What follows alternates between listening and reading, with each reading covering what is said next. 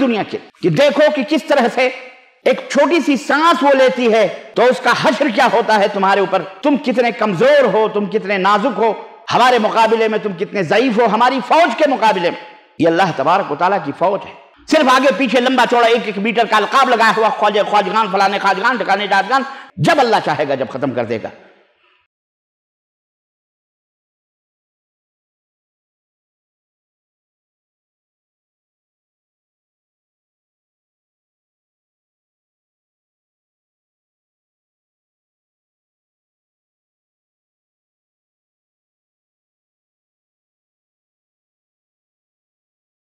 إن الحمد لله نحمده ونستعينه ونستغفره ونؤمن به ونتوكل عليه ونعوذ بالله من شرور أنفسنا ومن سيئات أعمالنا من يهده الله فلا مضل له ومن يضلل فلا هادي له وأشهد أن لا إله إلا الله وأشهد أن محمدا عبده ورسوله أما بعد فإن خير الحديث كتاب الله وخير الهدي هدي محمد صلى الله عليه وسلم وشر الأمور محدثاتها وكل محدثة بدعة وكل بدعة ضلالة وكل ضلالة في النار.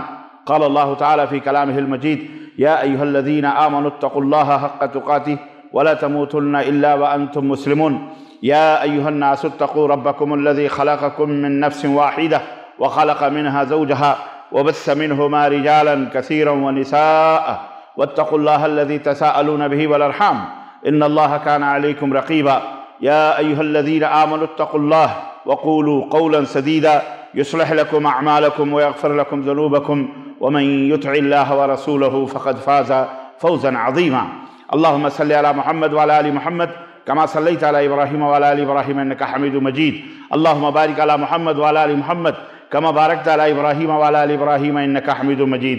تمام قسم کی حمد و ثنا، کبریائی اور بڑائی اس اللہ عز و جل کے لیے لائق و زیبا ہے جس نے ہمیں اور آپ کو پیدا فرمایا، اور بیش بہا درود و سلام اس ذات مبارکہ مطہرہ پر جن کا نام نامی اسم گرامی احمد مجتبیٰ محمد مصطفیٰ صلی اللہ علیہ وسلم۔ برادران اسلام، نوجوان دوستوں، بزرگوں اور بھائیوں، آج بتاریخ 9 جمادی ثانی 1442 ہجری مطابق 22 جنوری سن 2021 عیسوی کے اس خطبہ جمعہ میں جس موضوع پر آپ حضرات کی خدمت میں کچھ گزارشات لے کر کے حاضر ہوا ہوں، وہ موضوع ہے لشکر الہی، اللہ تبارک و تعالیٰ کی فوج، اللہ تبارک و تعالیٰ کے لشکر۔ اللہ عز و جل سے دعا ہے کہ اللہ تبارک و تعالیٰ ہمیں اور آپ کو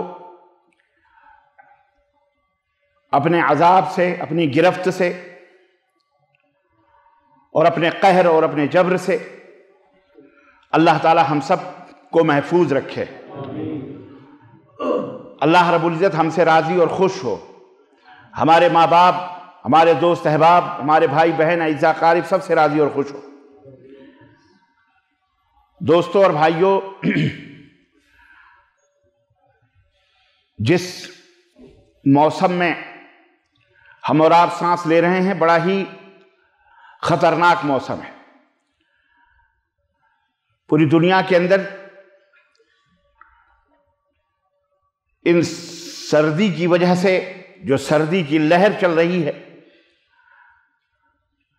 لوگ سہمے ہوئے، ڈرے ہوئے، خوف زدہ ہیں۔ قطب شمالی میں تو رپورٹ یہاں تک ہے کہ جانور، حیوانات جنگلوں کے اندر یا جو باہر ہیں ان کے خون ان کے جسموں میں منجمد ہو گئے اور وہ جہاں ٹھہرے ہوئے تھے وہیں ٹھہر کر برف ہو گئے۔ آج آپ کے شہر حائل کی بھی سردی بہت سخت تھی، 1 درجہ حرارت بس موجود اس ٹھٹھرتی ہوئی رات میں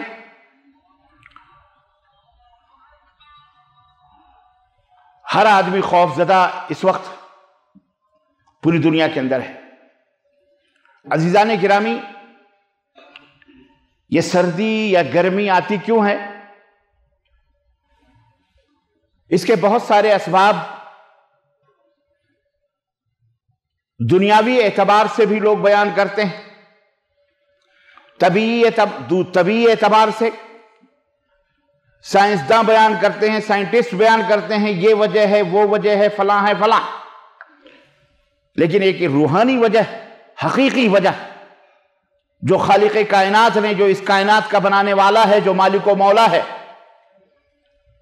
جو رب دو جہاں ہے، جو رب العالمین ہے، سارے عالم کو پیدا کرنے والا ہے، اس نے اپنے نبی حضرت محمد الرسول اللہ صلی اللہ علیہ وسلم کو یہ وحی بتائی، یہ وحی کر کے یہ بات بتائی اور یہ سمجھائی ہے کہ یہ سردی یا گرمی یہ کیوں ہوتی ہے، کیوں آتی ہیں، یہ موسم کیوں آتے ہیں.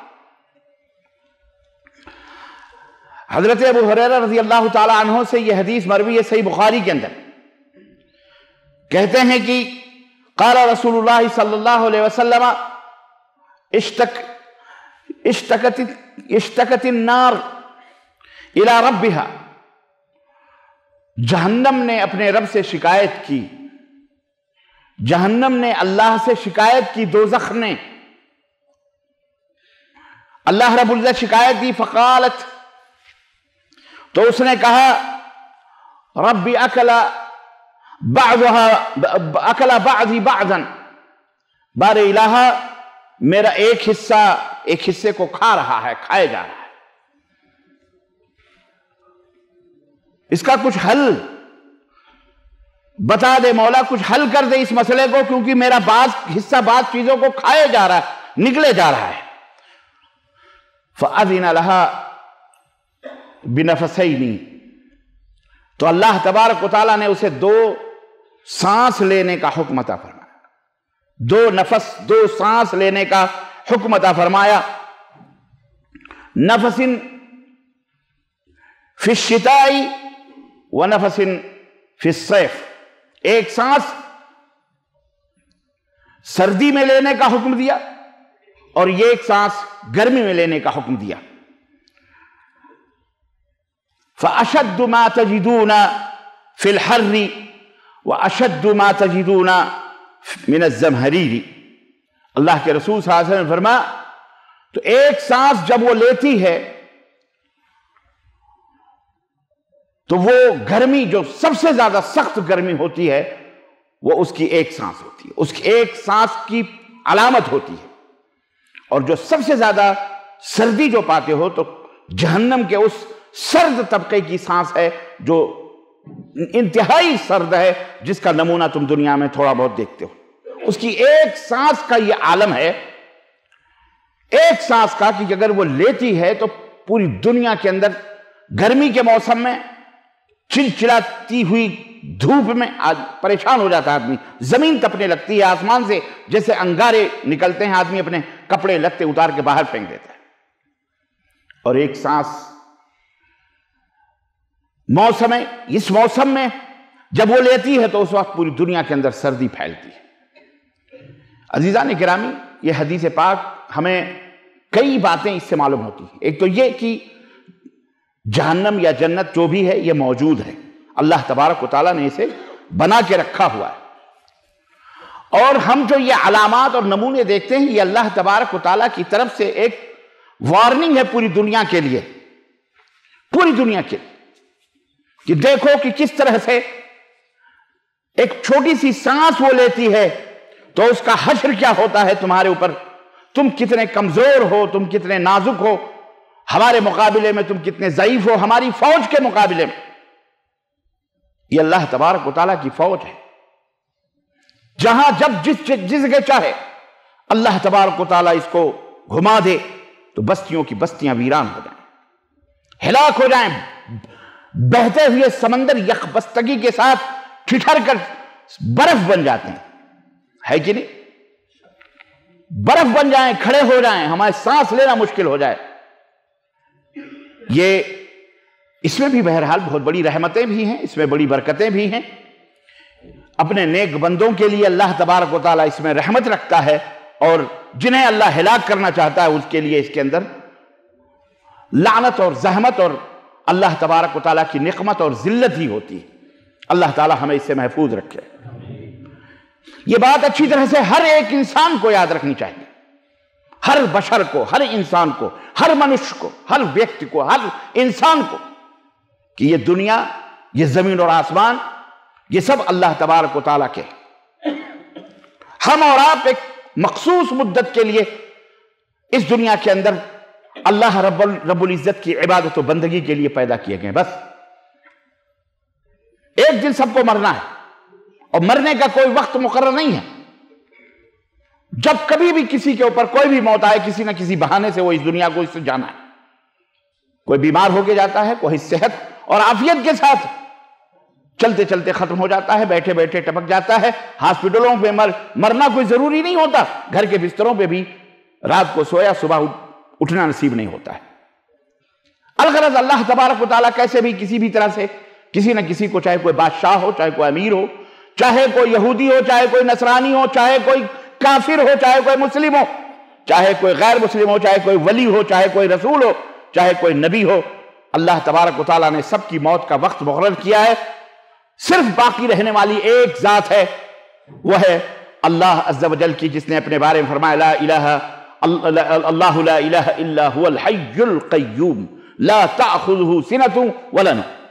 زندہ رہنے والی صرف وہی معبود برحق کی ذات ہے جو زندہ ہے، ہمیشہ سے وہ زندہ رہنے والا ہے، قائم قیوم ہے. ہر چیز اسی کے قدرت میں، اسی کے قبضے میں ہے، اس نے ہر چیز کو قائم کر رکھا ہے. لا تأخذہ سنۃ ولا نوم، اسے نیند تو نیند ہے، اسے اونگ بھی نہیں آتی.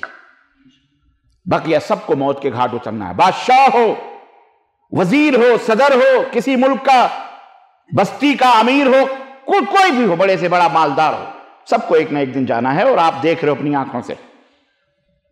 عزیزان گرامی، اللہ تبارک و تعالیٰ کو ہر لمحہ، ہر لحظہ اسی لیے یاد رکھنا چاہیے اور یہ سوچنا چاہیے کہ کائنات کا ذرہ ذرہ جو بھی ہے، سردی ہو یا گرمی ہو، یا دھوپ ہو یا چاند ہو یا سورج ہو یا آسمان ہو یا زمین ہو، جس کے اوپر آپ چل رہے ہیں، جس کی چھاتیوں پر، یہ سارے کے سارے ہوائیں، فضائیں، یہ سب اللہ تبارک و تعالیٰ کی فوج ہے. اللہ تبارک و تعالیٰ نے انہیں رکھا ہوا ہے ہماری خدمت کے لیے. اس وقت تک جب تک اللہ چاہتا ہے. ہم جب اس روئے زمین پر بغاوت کرتے ہیں، جب ہم اس روئے زمین پر سرکشی میں آتے ہیں، غرور کرتے ہیں، تکبر کرتے ہیں، ظلم و زیادتی بڑھتی ہے، اللہ اس کے بیلنس کو برابر رکھنے کے لیے، توازن کو برقرار رکھنے کے لیے اللہ اپنے کسی نہ کسی فوج کو حرکت دیتا ہے. اور وہ لشکر، وہ اللہ کا لشکر، وہ الہی لشکر، لشکر الہی وہاں سے اٹھتا ہے اور اس قوم کو تہس نہس کر دیتا ہے. کبھی فرد کو بھی، کبھی قوم کو بھی، کبھی بستیوں کو بھی، کبھی ملک کی ملک تباہیوں کا شکار ہو جاتے ہیں. ہم سارے نمونے اپنی آنکھوں سے اپنی اس چھوٹی سی زندگی میں دیکھ رہے ہیں. چاروں طرف ایک کورونا جیسا لشکر اللہ تبارک و تعالیٰ کا ایک ہی ہے، ایک ہی. اللہ تعالیٰ کو ختم کرنے کے لیے 10 20 50 کسی اس کی ایک فوجی، ایک ملٹری اللہ تعالیٰ کی، ایک شخص، یہ ایک چیز کوئی بھی اللہ ہلاک کرنے کے لیے، برباد کرنے کے لیے پوری کائنات کو کافی. ایک ہی کورونا نے پوری دنیا کے مزاج کو درست، کچھ لوگوں کے ابھی باقی ہیں وہ خمار، وہ کبر اور غرور، بقیہ اکثروں کے دماغ صحیح ہو رہے ہیں. ایک لہر گئی، دوسری لہر پھر آ رہی ہے. اللہ رب العزت ہم سب کو اس خطرناک مرض اور اس خطرناک بیماری سے محفوظ رکھے. عزیزان گرامی، اسی سردی کی لہر سے آپ دیکھ لیں، نہ جانے کتنے بوڑھے، نہ جانے کتنے بچے، نہ جانے کتنے جوان اللہ کو پیارے ہو گئے ہوں، مر چکے ہوں گے، ہمیں پتہ نہیں ہے. تو اللہ کی جو نعمتیں ہمیں ملی ہیں، ہمیں اس پر اللہ کا شکر ادا کرنا چاہیے کہ اللہ نے ہمیں کم از کم جسم کو ڈھانکنے کے لیے گرم لباس عطا فرمائیں. ہم گرم ایسیوں میں بیٹھے ہوئے مسجد کے اندر اللہ کی عبادت کر رہے ہیں. ایسے بھی گھر ہیں، ایسے بھی لوگ ہیں، بستیوں کی بستی. اور کتنے ہم لوگ غافل ہیں کہ بستیوں کی بستیاں اس چھچھڑتی ہوئی سردی کے اندر، رضائیوں کے اندر، اپنے بلینکٹوں کے اندر، رضائیوں کے اندر، یا جو کچھ بھی ان کے پاس ہے گدوڑیوں میں گھسے بیٹھے ہیں، لیکن نماز پڑھنے کے لیے ان کو توفیق نہیں ہوتی ہے. گاؤں کے گاؤں، بستیوں کی بستیاں. کوئی اللہ کا بندہ اٹھتا ہوگا مارے ڈر کے سردی کے، وہ نماز نہیں پڑھتے، اللہ کی عبادت کے لیے نہیں اٹھتے. کتنے بڑے بد نصیب ہیں. آخر سوچنا چاہیے کہ ہمیں اللہ رب العزت اس دنیا میں کیوں پیدا کیا. ہم اپنے بستروں میں بھی ختم ہو سکتے ہیں۔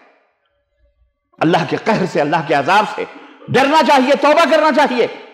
ساری دنیا کے مردوں کو بھی، عورتوں کو بھی، جو مسلمان ہیں انہیں اللہ کی عبادت کی طرف آنا چاہیے، جو غیر مسلم ہیں انہیں توبہ کرنا چاہیے کہ ہمیں اللہ کی عبادت کے سوا کوئی چیز بچا نہیں سکتی ہے، اللہ کی ذات کے سوا ہمیں کوئی چیز بچا نہیں سکتی۔ اینٹ، پتھر، یہ سورج، چاند ہمارا کچھ بھی نہیں کر سکتے، ہمیں نہیں بچا سکتے۔ یہ سب اللہ تعالیٰ کے حکم کے غلام ہیں، یہ اللہ تعالیٰ کے حکم کے تابع ہیں۔ اس لیے میرے عزیزوں، میرے دوستوں اور بھائیوں، اللہ رب العزت نے قرآن کریم کے اندر ارشاد فرمایا وَمَا يَعْلَمُ جُنُودَ رَبِّكَ إِلَّا هُوَ۔ اللہ کی فوج کو، اللہ کے لشکر کو، خدائی لشکر کو اللہ کے سوا کوئی نہیں جانتا ہے، کوئی نہیں جانتا ہے۔ کب کیا ہو جائے کچھ نہیں کہا جا سکتا ہے۔ آپ کے کنٹرول میں جو بھی چیزیں ہیں وہی آپ کے اوپر بدل سکتی ہیں۔ یہ ہوا اگر یہ طوفانی شکل اختیار کر لے تو باد سرسر بن جائے، قوم عاد اور قوم سمود اس کی سرسراہٹوں سے ختم ہو جائیں۔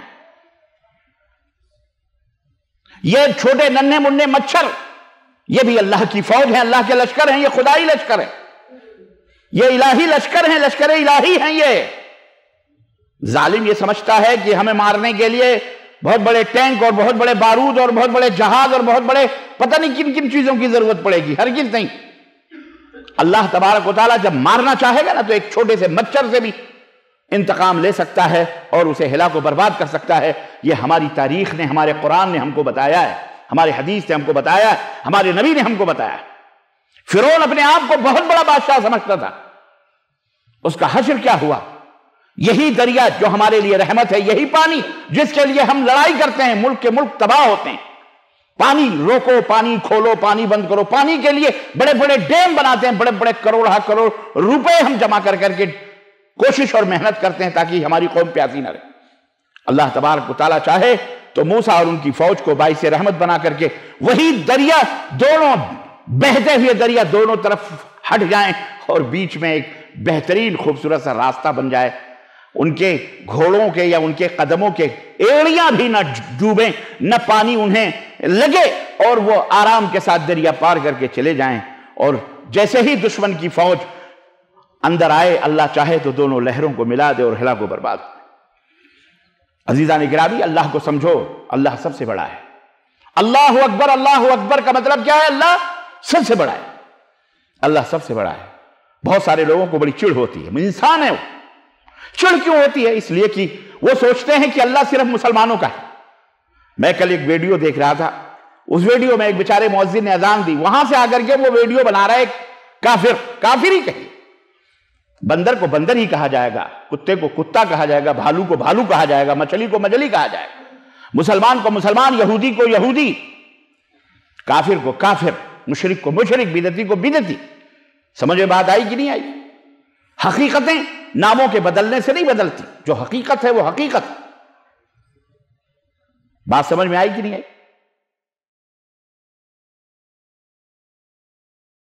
کچھ بھی نام رکھ دو، چیز تو نام نہیں بدلتی، وہی چیز ہے، حقیقت نہیں تبدیل ہوتی۔ تو وہ ویڈیو بنا کر کے اس بیچارے مؤذن سے پوچھ رہا، تم اذان دیتے ہو، 1.5 کلومیٹر ہم رہتے ہیں، وہاں اذان کی آواز جاتی ہے، یہ آواز بند ہونی چاہیے، نہیں تو میں پولیس کو شکایت کروں گا، تو میں حکومت کو فلانے کو شکایت کروں گا۔ میں نے کہا، مجھے ہنسی آئی۔ 2-4 بیچارے نوجوان مسلمان آئے، بھائی آپ تو اپنے آدمی ہیں، کیوں ایسی باتیں کر رہے ہو، لڑ رہے ہو؟ اللہ اکبر کی صدا سے اسے تکلیف ہو رہی ہے۔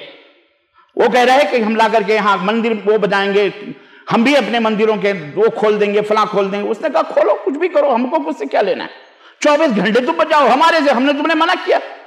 مسلمانوں کو کوئی پریشانی نہیں ہے، پریشانی انہیں ہے جو اللہ کے دشمن ہیں، جو رب کے دشمن ہیں، جو اس زمین کے دشمن ہیں، آسمان کے دشمن ہیں۔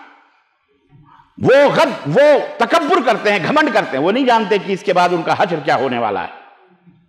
انہیں ہم نے بتایا نہیں، اصل میں ہم نے انہیں سمجھایا نہیں، کیونکہ ہم خود نہیں سمجھے۔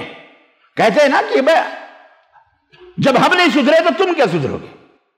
جب مسلمان ہی نہیں سدھرا تو وہ کیا سدھرے گا؟ وہ تو اندھا ہے، اسے تو کچھ پتہ ہی نہیں، اسے کچھ نالج ہی نہیں، اسے پتہ ہی نہیں اسے پیدا کرنے والا، اسے بنانے والا کون ہے۔ یہ زمین اور آسمان کا مفت میں فائدہ اٹھا رہا ہماری وجہ سے، تمہاری وجہ سے۔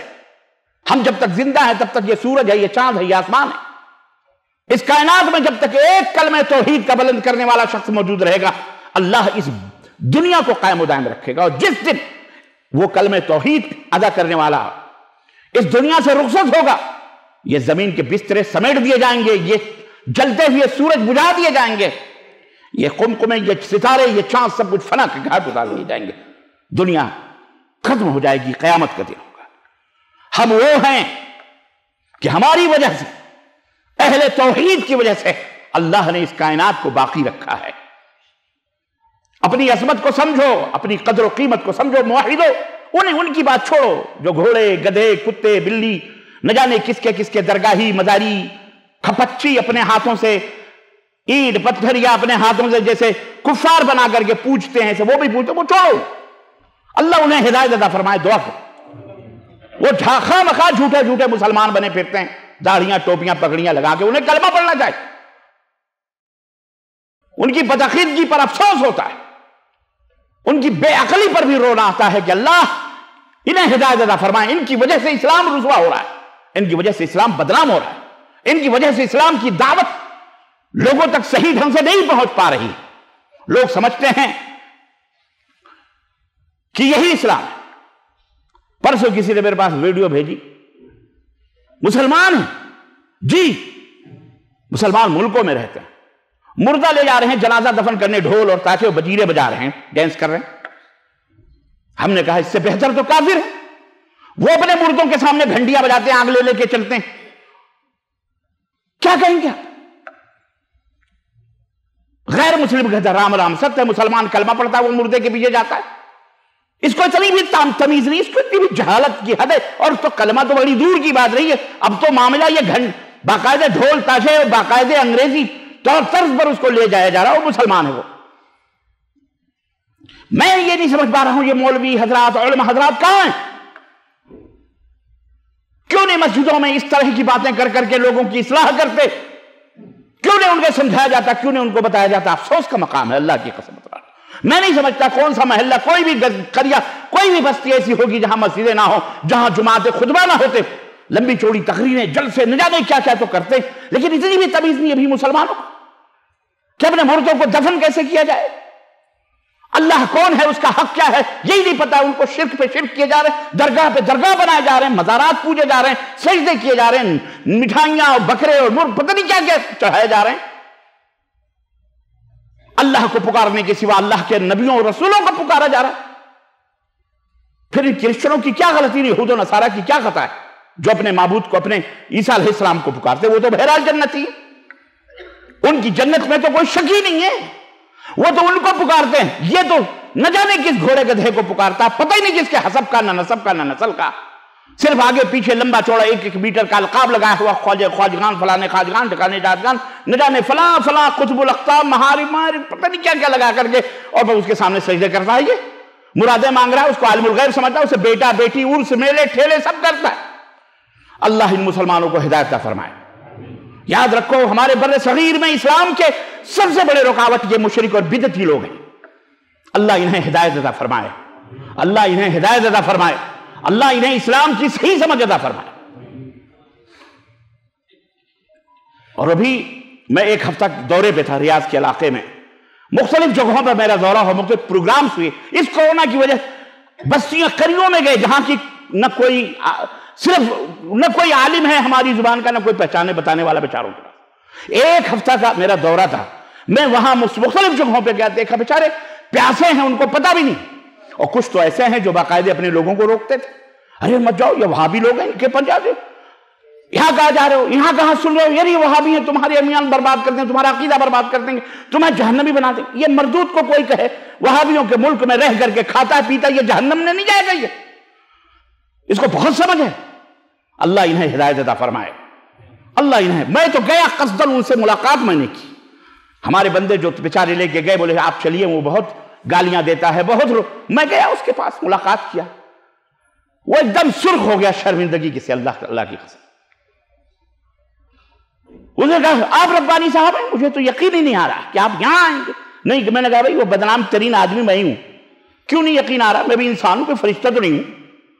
آپ کی خدمت کے لیے ہم آئے ہیں، آپ کو دعوت دینے کے لیے آئے ہیں، آپ کی خدمت کے لیے آئے ہیں. میں کوئی آسمان سے اترا ہوا نبی نہ رسول تو نہیں ہوں کہ آپ مجھے نہ دیکھ سکیں، آپ مجھے نہ جان سکیں۔ بیٹھیے چائے پیجیے، یہ کچھ نہیں۔ الحمدللہ بہرحال جہاں تک ہو سکتا ہے ہم اپنی ذات کی عزت و ناموس کو زمین پیر کے نیچے رکھ کر اللہ کی عظمت و اس کی توحید کی بلندی کے لیے ہم سب سے روتے ہیں، ہم سب کے پاس جاتے ہیں، سب سے ملتے ہیں، سب کے لیے دعائیں کرتے ہیں۔ اور یہ وہ ذات ہیں، شیطان نے ان کو ایسا گمراہ اور ایسا آنکھوں کو بند کر دیا ہے، استغفر اللہ، کہ یہ اس دعوت توحید سے، دعوت سنت سے لوگوں کو روکتے، قتل تک کرنے کا حکم دیتے ہیں۔ اللہ انہیں کیا کہیں گے سوائے اس کے کہ اللہ انہیں ہدایت عطا فرمائے۔ بس عزیزان گرامی، اللہ کی فوج منتظر ہے، لشکر الہی ہماری تمہاری سب کے، جیسا کہ ابھی بتایا میں نے، کرونا نے سب کے دماغ ٹائٹ کیے ہوئے ہیں، بڑے بڑے حکمران ٹائٹ ہیں۔ ابھی بھی سعودی عرب میں بھی پتہ نہیں، ابھی ہو سکتا ہے کہ پھر سے لاک ڈاؤن آ جائے یہاں پہ بھی، کیونکہ کیسز حائل کے پہلے 1-2 تھے، آج 5, 6, 7, 8 ہو رہے ہیں۔ پھر سے ایک دوسری جو لہر آئی ہے مختلف جگہوں پہ، مدارس اور جامعات تو بند ہی کر دیے گئے، صرف آن لائن پڑھائی ہو رہی ہے، لیکن ابھی پھر سے دوبارہ لاک ڈاؤن، دوبارہ وہ لہر آ رہی ہے۔ جرمنی پس رہا ہے، مر رہا ہے اس وقت، اور ہمارے ملکوں کا تو خیر ہے، اللہ ہی حافظ ہے، پتہ ہی لگا نہیں ہے بھئی سمندر میں پتہ ہی نہیں کتنے قطرے ہیں، کیا کیا کون کون ہے۔ وہاں کی حکومتیں بھی نہیں بتاتی، کیونکہ ان کی حکومت کی سیٹوں کا، ان کے کرسیاں، ان کا سب کچھ ہیں۔ اس لیے ہمیں چاہیے کہ ہم اللہ تبارک و تعالیٰ کے عذاب سے بچنے کے لیے اللہ سے استغفار کریں، توبہ کریں، نمازی بنیں، موحد بنیں، توحید سب سے پہلے ایمان اور عقیدہ درست کریں، ورنہ اللہ کی فوج تم کہیں بھی رہو گے، اللہ کی لشکر، یہ لشکر الہی مکمل طریقے سے سب متعین ہیں، اسٹینڈ ہیں، کسی اسٹارٹ کرنے کی ضرورت نہیں، ایک اللہ کے حکم کے منتظر ہیں، جب اللہ چاہے گا جب ختم کر دے گا۔ لیکن یہی ہے کہ جو مومن ہوں گے اگر اس کا شکار ہوں گے تو وہی ہے کہ اللہ کے رسول صلی اللہ علیہ وسلم نے فرمایا کہ جو مومن ہیں ان کے لیے رحمت ہے، ان کے لیے شہادت ہے، ان کے لیے اللہ رب العزت ان کو شہادت کی زندگی دینا چاہتا ہے۔ میاں مرنا تو ہے، کوئی بستر پہ مرے، کوئی تخت پہ مرے، کوئی جہاد میں مرے، کوئی گٹر میں مرے، کوئی جا کے سمندر میں مرے، مرنا تو سب کو ہے۔ تو جو لوگ شہید ہوتے ہیں اللہ کی راہ میں، جو مومن ہوتے ہیں، اللہ کے نبی صلی اللہ علیہ وسلم سے حضرت ام سلمہ نے پوچھا کہ جب طاعون یا پلیگ کی بیماری آتی ہے تو اس میں اللہ کے نبی نے فرمایا یہ ظالموں کے لیے عذاب ہے، تو کہا اللہ کے نبی مومن بھی مرتے ہیں، تو آپ نے فرمایا یہ مومنوں کے لیے شہادت ہے۔ مومنوں کے لیے کیا ہے؟ اللہ انہیں اپنے قریب ان کو مقام دینا چاہتا ہے۔ تو مومن بنو، کم از کم یہ بیماری کے اندر اللہ نہ کرے کبھی کسی کی وفات ہو تو کم از کم ایمان کی حالت میں ہو، شرک اور کفر پر نہ ہو، بدعت پہ نہ ہو، مزار پرستی در۔ میں کھلا اس لیے بتا رہا ہوں، بہت سارے لوگوں کو سمجھ میں بات نہیں آتی، ان کو کہو کہ شرک نہ کرو، کہتے ہم تھوڑی شرک کر رہے ہیں، ہم تو کفر تھوڑی کر رہے ہیں۔ وہ مزار کے اوپر درگاہ بنا کر کے چادر چڑھا کر، پھول پتیاں چڑھا کر، اس پہ سجدے کر کے، اس کا طواف کر کے، رب کی قسم وہ اپنے آپ کو سب سے بڑا مومن سمجھتا ہے اور اپنے آپ کو کہتا ہے میں ٹنا ٹن سنی ہوں۔ اس لیے میں کھول کے بتا رہا ہوں تاکہ بچوں، ماں، بہنیں، عورتیں سب جو میری آواز سن رہے ہیں، یہ پوری دنیا میں آواز جا رہی ہے، کھلا یاد رکھو، یہ اسلام نہیں ہے، یہ اسلام نہیں ہے، یہ توحید نہیں ہے، یہ شرک باللہ ہے۔ اللہ کے سوا کسی کو عالم الغیب سمجھنا، اللہ کے سوا کسی کو مشکل کشا سمجھنا، اللہ کے سوا کسی کی نظر و نیاز کرنا، اللہ کے سوا کسی کا حاجت روا سمجھنا، اللہ کے سوا کسی کے گھر کا یا شدے کا یا طواف کرنا یا علم کا یا چبوترے کا، کسی کو بھی، چاہے وہ نبی کائنات صلی اللہ علیہ وسلم کیوں نہ ہو، چاہے وہ حضرت ابو بکر، حضرت عمر، حضرت علی، حضرت عثمان، حضرت حسن، حضرت کوئی بھی ہو، کسی کو اپنی مدد کے لیے پکارنا یہ کھلا شرک باللہ ہے۔ اور یہ عقیدہ رکھنا کہ یہ ہماری حاجت روائی کرتے ہیں، یہ ہم ان کو پکارتے ہیں تو یہ ہماری مدد کے لیے آتے ہیں، سب کچھ کرنا اور قصے اور واقعات بیان کر کے قبروں تک ان کو پہنچانا، یہ تو بہت بڑا کفر ہے۔ یاد رکھو مسلمانوں، کوئی مولوی، کوئی عالم تم کو اللہ کے عذاب سے بچا نہیں سکتا، قبر کے عذاب سے نہیں بچا سکتا، جب تک تم توحید کے اوپر امن ہو۔ توحید جو رسول اللہ صلی اللہ علیہ وسلم نے ہم کو بتلایا، جو اللہ نے ہم کو بتلایا، ایسے بہت سارے لوگ مٹا دیے گئے اور آج بھی کچوکے مار مار کر ختم کیے جا رہے ہیں لوگ. اس لیے اللہ سے ڈرو. اللہ رب العزت قرآن کریم میں فرمایا اذکروا نعمت اللہ علیکم. یہ غزوہ احزاب کا ذکر اللہ رب العزت نے فرمایا جو شوال سن 5 ہجری میں سخت سردیوں کا موسم. غزوہ احد کے بعد کفار اور مشرکین نے، یہودیوں نے، جب اللہ کے رسول صلی اللہ علیہ وسلم نے بعض یہودیوں کو خیبر نکال دیا تو وہ لوگ کفار مکہ کے پاس گئے، یہاں گئے وہاں گئے، اور صحرا میں چاروں طرف جتنے بھی غیر مسلمین تھے سب کو انہوں نے جمع کیا، اکٹھا کیا. بعض روایتوں میں 10,000 کی فوج لے کر. کتنا؟ 10,000 کی فوج لے کر رسول اللہ صلی اللہ علیہ وسلم کو مدینۃ الرسول پر گھیراؤ کر کے اور نکالنا اور ختم کرنے کی انہوں نے سازش کی. 10,000 کی فوج سن 5 ہجری کے اندر، عربی کی سن 5 ہجری کے اندر. اللہ کے رسول صلی اللہ علیہ وسلم نے جب یہ سنا، قرآن کریم میں اللہ رب العزت نے اس نقشے کو کھینچا حجات میں فوقکم، تمہارے اوپر سے، تمہارے نیچے سے. جب دشمن کی فوجوں نے تم کو گھیر لیا اور تمہارے دل تمہارے حلقوم میں آ گئے، کلیجے تمہارے منہ میں آ گئے، خوف اور دہشت سے کانپ گئے، تم بہت سخت زلزلے میں آ گئے، جھٹکے لگے. اللہ کے رسول صلی اللہ علیہ وسلم موجود ہیں. آپ صلی اللہ علیہ وسلم نے جمع کیا، صحابہ کو مشورہ کیا. حضرت سلمان فارسی رضی اللہ تعالیٰ عنہ انہوں نے مشورہ دیا، اللہ کے نبی کیوں نہ ہم خندق کھود لیں، خندق کھودیں لمبی سی، اور ہم وہاں محاصرہ کریں اور وہاں پہ ہم ٹھہریں، اور عورتوں کو مدینے کی پہاڑیوں کے ٹیلوں پر وہاں خیمے لگا لگا کر کے گھروں سے نکال کر ان کے لیے وہاں جگہ بنا دی گئی کہ عورتیں بچے وہاں رہیں. حضرت سلمان فارسی کے اس مشورے کو اللہ کے نبی نے قبول فرمایا اور فرمایا کہ عربوں کے اندر اس طرح کا اس ٹیکنک کی لڑائی تو کبھی دیکھی نہیں گئی، لیکن تم کہہ رہے ہو فارس سے آئے ہو، تمہیں تجربہ ہے تو ہم یہ کرتے ہیں. اور بڑے بڑے معجزے دیکھے گئے. آپ کو ان واقعات میں نہیں لے جانا چاہتا جب خندق کھودی گئی تاکہ دشمن کی طرف سے کوئی بھی گھوڑ سوار ادھر نہ آ سکے. لمبی چوڑی خندق کھودی گئی اور اس خندق میں جو معجزے ہوئے آپ کو پتہ ہی ہوں گے. الغرض 1 مہینے تک مدینے کا محاصرہ رہا. کتنا؟ 1 مہینے تک چاروں طرف سے دشمن. اللہ کے نبی صلی اللہ علیہ وسلم نے اس پہاڑ کو، آج بھی آپ جاتے ہوں گے تو جہاں سبع مساجد کے نام پر ایک مقام تھا، وہاں وہی جگہ تھی کہ پہاڑ کو آپ نے پیچھے کیا اور وہاں سے سامنے سے خندق کھودی گئی، اور شرق مدینہ میں کفار 10,500 کی فوج لے کر کے جمع تھے. اور اللہ کے نبی صلی اللہ علیہ وسلم اپنے ساتھیوں کے ساتھ یہاں جمع تھے. المہم اللہ رب العزت نے وہی نقشہ کھینچا ہے کہ اللہ کی نعمت کو یاد کرو مسلمانوں. اس جاءتکم جنود، جب تمہارے پاس چاروں طرف سے فوجیں آ گئیں، لشکر آ گئے، تو کیا ہوا؟ مومن تھے. اللہ کے نبی صلی اللہ علیہ وسلم نے احتیاطی تدابیر بھی کیے اور اللہ سے دعا بھی کی. فَأَرْسَلْنَا عَلَيْهِمْ رِيحًا، اللہ نے فرمایا پھر ہم نے ان میں طوفان، ریح، ہوا بھیجی. ہوا کا لشکر بھیجا. ہوا کا، اللہ، یہ ہے لشکر الہی. ہوائیں بھی لشکر ہیں. جی جناب، ہوا کا لشکر بھیجا. وَجُنُودًا لَمْ تَرَوْهَا، اور ایسی فوجیں بھیجی جنہیں تم دیکھ نہیں سکتے تھے تمہاری مدد کے لیے. اللہ یوں مدد کرتا ہے. تم اللہ والے تو بنو نا. پٹتے ہو، جوتے کھاتے ہو، کہتے ہو موب لنچنگ ہو رہا ہے، چند مل کے ہم کو مار. چہرہ، شکل، صورت، لباس ہے ہی نہیں مسلمانوں جیسے. تو کوئی بھی جوتے مارے گا، وہ چپل مارے گا، کوئی بھی. عزیزان گرامی، اپنا تشخص نہیں اپنا تشخص کبھی نہیں بھولنا چاہیے. اپنا وقار برقرار رکھنا چاہیے. دشمن اپنے وقار کے لیے جناب علی مر جاتا ہے لیکن اپنا وقار نہیں کھوتا. ابو جہل کو جب غزوہ بدر کے اندر حضرت ابو ہریرہ رضی اللہ تعالیٰ عنہ گردن پہ، جب وہ سینے پر ابو جہل کے پیر رکھا نا اور اس کی گردن جب کاٹنے لگے تو وہ کیا بول رہا ہے؟ ابو جہل کہہ رہا ہے بہت اونچی جگہ پر تو کھڑا ہوا ہے، تیری مجال نہیں تھی کہ یہاں تو کھڑا ہو سکتا، لیکن آج تو اونچی جگہ پہ کھڑا ہوا، کوئی بات نہیں، میری گردن تو کاٹ دے لیکن ذرا لمبی کاٹنا تاکہ مرنے پہ بھی میری گردن لمبی رہے.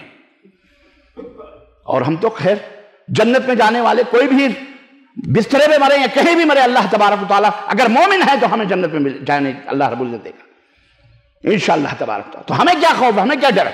اللہ سے ڈرو، ساری کائنات آپ سے ڈرے گی. اللہ رب العزت نے اسی واقعے کو یہاں پہ بیان فرمایا اور فوجیں آئیں اور ایسی تیز آندھی آئی کہ ان کے خیمے پیمے کہتے ہیں بھوکھوں مر رہے تھے. 1 مہینے تک اللہ تبارک تعالیٰ نے نیز و نابود کر دیا, برباد کر دیا. حضرت ابو سفیان اس وقت کفر کی حالت میں تھے, وہی فوج کے رہبر تھے, لشکر تھے, لے کے بھاگ گئے, سارے کے سارے نکل گئے, ادھر تدھر بدر کر دیا اللہ نے. تو اللہ تعالیٰ تمہاری بھی مدد آج بھی کر سکتا ہے کہ نہیں؟ ہاں یاد رکھو, اللہ کی فوج آگ بھی ہے, ہوا بھی ہے, پانی بھی ہے, سب کی مثالیں اللہ نے قرآن میں دی ہیں. ریحن سرسرن بھیجا, ادھر ابراہیم کے لیے آگ ہی سے کہہ دیا کہ تو ٹھنڈی ہو جا, جانے دو نا, کوئی بات نہیں, مار جانے دو نا, وعد لذت ملے گی. اللہ کے رسول صلی اللہ علیہ وسلم فرماتے ہیں اللہ کی راہ میں جو شہید ہوتا ہے, جو اسے تیر اور تلوار رکھتے ہیں, اللہ کے حبیب صلی اللہ علیہ وسلم فرماتے ہیں اللہ کی قسم اسے اس سے بھی کم درد ہوتا ہے, جس طرح چونٹی کسی کو کاٹتی ہے اس سے بھی کم درد اس کو ہوتا ہے, اس سے بھی کم تکلیف اس کو ہوتی ہے. تو ڈر کس بات کا؟ مار دو. کس لیے مار رہے ہو؟ اس لیے نہ کہ ہم اللہ کی توحید کی بات کر رہے ہیں نا, ہم شرک سے لوگوں کو روکتے ہیں, کفر سے لوگوں کو مار رہے ہو نا, مارو, ستاؤ. جب اللہ کی گرفت تمہارے اوپر آئے گی تب یاد رکھنا. اور اللہ کی مرضی ہے, جس کو چاہے ہدایت دے اور جس کو چاہے جہنم میں ڈالے, وہ اس کا معاملہ ہے. اس لیے اے میرے عزیزو, اے میرے مسلمان بھائیو, اور اے میرے مسلمان دوستو, اللہ کے لیے اللہ کے ساتھ کسی کو شریک نہ بناؤ. وہ نبی ہو کہ رسول ہو یا آج کا کوئی بھی ہو یا کل کا ہو, شرک نہ کرو. شرک بہت بڑا ظلم ہے. اللہ کی فوج, اللہ رب العزت نے اپنی فوج چاروں طرف کھڑی رکھی ہے. ایک فوج نے تو پوری دنیا کو نچایا ہوا دیکھ رہے ہو بھی ہیں. اللہ رب العزت فرماتا ہے وَلِلَّهِ جُنُودُ السَّمَاوَاتِ وَالْأَرْضِ وَكَانَ اللَّهُ عَلِيمًا حَكِيمًا. سورہ الفتح آیت نمبر 4 کہ زمین اور آسمان میں جتنی کچھ چیزیں ہیں یہ سب اللہ کی فوج ہے, یہ اللہ کے لشکر, یہ سب لشکر الہی ہے. وَكَانَ اللَّهُ حَكِيمًا عَلِيمًا, اور اللہ حکمت والا ہے, جانکار ہے. یہ نہ سوچو کہ تمہارے اوپر ایک ذرہ بھی ظلم ہوتا ہے تو اللہ نہیں جانتا. اللہ کی قسم اللہ کو سب پتا ہے. کالے پہاڑ میں کالی چونٹی جو چلتی ہے تو اس کالے پہاڑ میں کالی چلنے والی چونٹی کالی رات میں اللہ صرف یہی نہیں کہ اسے دیکھ رہا ہے, بلکہ اس کے قدموں کی چاپ کو بھی اللہ 7 آسمانوں کے اوپر مستوی جو بلند ہے وہاں سے سن رہا ہے, دیکھ رہا ہے. یہ ہے ہمارا اور تمہارا رب, جس کی قدر ہم نے نہیں کی, اور ہم اینٹ اور پتھر کے پوجنے میں لگ گئے, مردوں کو پوجنے میں لگ گئے, اور وہاں چادریں, وہاں بیٹی اور بیٹی مانگتے. شرم کرو, حیا کرو, ڈوب مرو جا کے چلو بھر پانی کے اندر, حیا کرو ذرا. اللہ رب العزت فرماتا ہے وَإِذْ أَرَدْنَا أَن نُهْلِكَ قَرْيَةً أَمَرْنَا مُتْرَفِيهَا فَفَسَقُوا فِيهَا. جب ہم کسی بستی کو ہلاک کرنا چاہتے ہیں تو اس بستی کے جو بڑے لوگ ہوتے ہیں ہم ان کو حکم دیتے ہیں, مطلب یعنی ہم انہیں حکم تو اللہ کی عبادت کا دیتے ہیں لیکن وہ پھر بغاوت کرتے ہیں. فَفَسَقُوا فِيهَا, تو وہ اس میں فسق و فجور پیدا کرتے ہیں, بے حیائی. اور سب سے بڑی بے حیائی شرک باللہ ہے. اور اس کے بعد تو جب فسق سنت الہیہ کے خلاف جب کوئی کرتا ہے, نبی کے خلاف کرتا ہے, اللہ فرماتا ہے فَحَقَّ عَلَيْهِ الْقَوْلُ, پھر اللہ کا حق جو ہے پھر ثابت ہو جاتا ہے, اللہ کا فرمان فَدَمَّرْنَاهَا تَدْمِيرًا, پھر ہم اس بستی کو خلاص کر دیتے, ختم کر دیتے ہیں. دیکھ لو آج حشر کیا ہو رہا ہے عراق, کیا بغداد میں کل یا پرسوں اتنا بڑا دھماکہ ہوا کہ لرز گیا پورا بغداد. اور ہمارے ہاں کا مولوی کیا کہتا ہے, کہتا ہے گلاب کے پھول برس رہے ہیں. بغداد میں شیخ عبد القادر جیلانی بغدادی بغداد کو نہیں بچا پا رہے ہیں, لیکن انڈیا, پاکستان, بنگلہ دیش کے نیاز اور فاتح کرنے والے کی مدد کے لیے آ رہے ہیں. استغفر اللہ. سوریا کا کیا ہوا, لیبیا کا کیا ہو رہا ہے, لبنان کا کیا ہو رہا ہے, دیکھ رہے ہو. جو بستیاں نکلی تھی بادشاہ کو نکالنے کے لیے, آج وہ خود نکل گئی, بادشاہ وہیں کا وہیں موجود ہے, ویران ہے, برباد ہے. آج وجہ یاد رکھو, اس کی بہت بڑی وجہ یہی ہے کہ یہ سارے شرک کے اندر اور فسق و فجور کے اندر ملوث بھی تھے. اللہ تعالی ہم سب کی حفاظت فرمائے, اور اللہ تعالی ہم سب کی آل اولاد کی حفاظت فرمائے, اور ہمیں توحید و سنت پر قائم و دائم رکھے, اور توحید و سنت کے اوپر چلنے والا بنائے, اور ایک دوسرے سے باہمی طور پر محبت کرنے والا بنائے, اور ایک دوسرے کے دکھ درد میں شرکت کرنے والا بنائے, اور امر بالمعروف اور نہی عن المنکر, لوگوں کو شرک اور بدعت سے روکنے والا بنائے. اس کے لیے تھپڑ بھی کھائیں, اس کے لیے گالیاں کھائیں, اس کے لیے اپنوں کے تماچے کھائیں, برداشت کریں اس کو, وتواصوا بالحق وتواصوا بالصبر. حق بات لوگوں تک پہنچاؤ اور جو اذیتیں آئیں ان پہ صبر کرو. یہی ہے مومن کی شان. ایسے لوگ خسارے میں نہیں رہتے.